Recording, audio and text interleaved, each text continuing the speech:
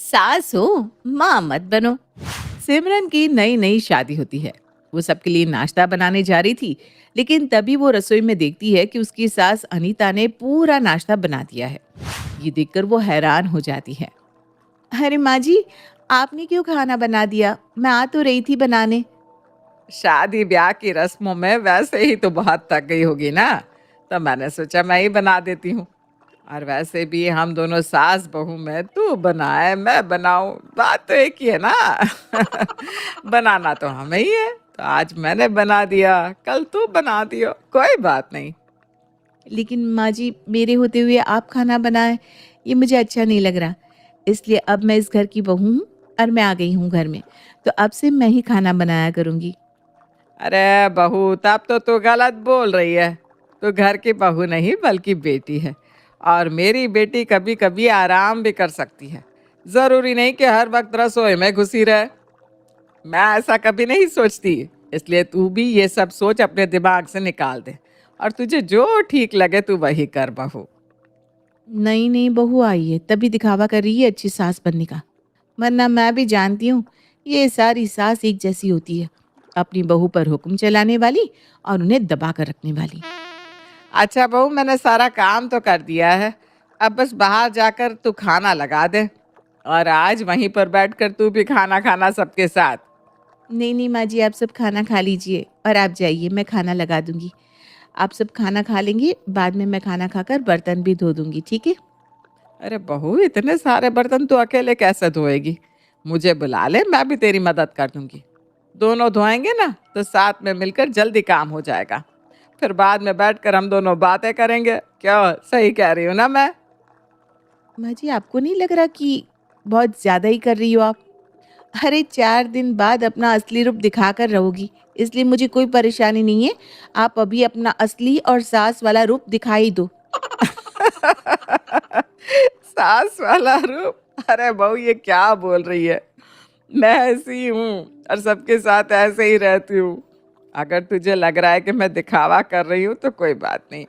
अब तो हमारे साथ ही रहेगी और तुझे पता चल जाएगा कि मैं कोई दिखावा नहीं कर रही। अनीता इतना बोलकर खाना बाहर लगाने लगती है। अब ऐसे ही कई दिन निकल जाते हैं। सिमरन को यही लगता है कि उसकी सास दिखावा कर रही है। अनीता फिर भी बिना कुछ सोचे समझे बहू के कामों में मदद करवा देती। ऐसे ही कुछ दिनों बाद सिमरन अपने कमरे में अपने पति विवेक से बहुत जोर जोर से लड़ रही होती है और उन दोनों की आवाज बाहर जा रही थी।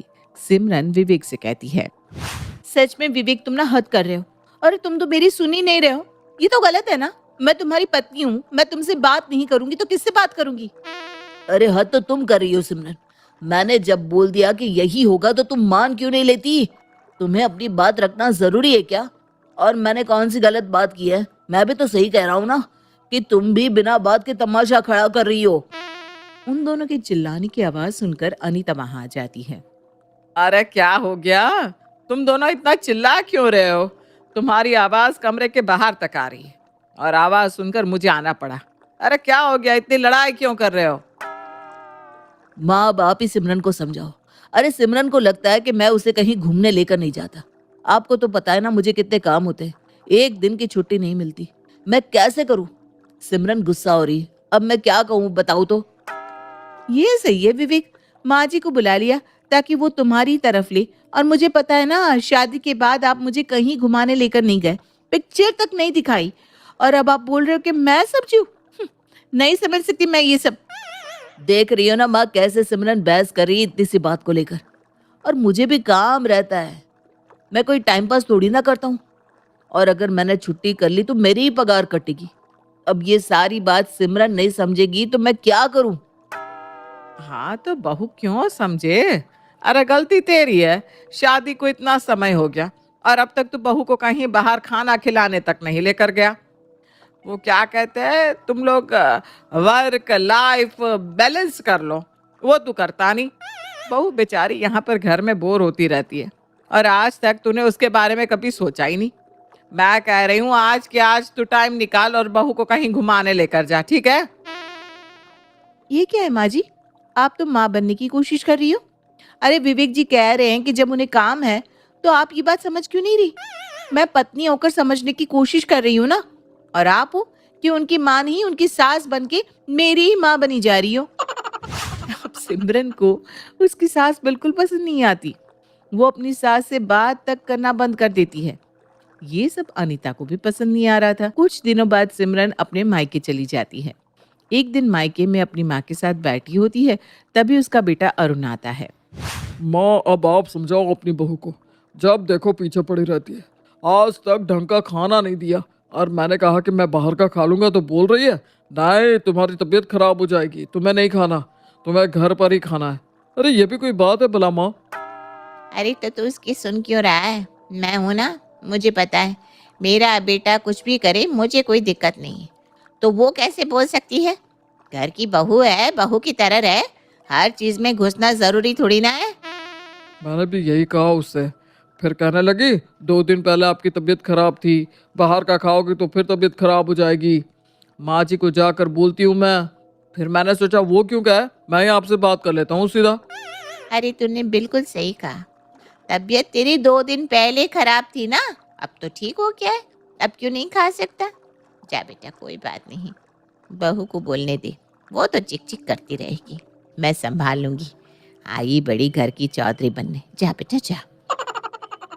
मेरे भाई की शादी मुझसे बाद में हुई, मतलब मेरी भाभी बाद में आई है, पर फिर भी माँ उनके साथ ऐसा बर्ताव कर रही है।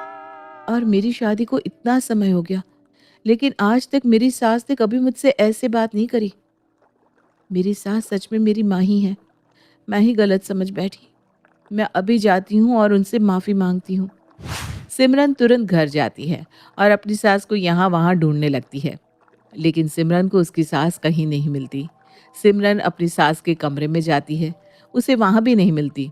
फिर वो सामान लेने जिस दुकान जाती है, वहाँ पहुँचकर दुकान वाले भैया से कहती है, अरे भैया, आपने मेरी सास को देखा है क्या?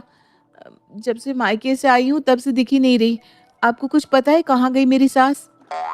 अरे तुम्हें नहीं पता क्या तुम्हारी सास कहाँ गई? वो तो वृद्धाश्रम चली गई। उस दिन आई थी, दुकान से कुछ सामान लिया, बड़ी परेशान लग रही थी। मैंने पूछ लिया क्या हुआ माँ जी, सब ठीक है ना? तो बताया कि मैं वृद्धाश्रम जा रही हूँ, वहीं रहूंगी। माँ जी वृद्धाश्रम चली गई? हे भगवान, ये क्या हो गया मुझसे?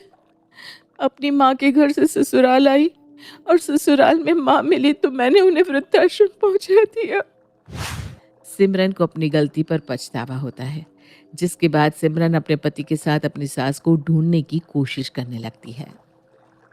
काफी कोशिशों के बाद जब उसे अपनी सासू माँ मिल जाती है,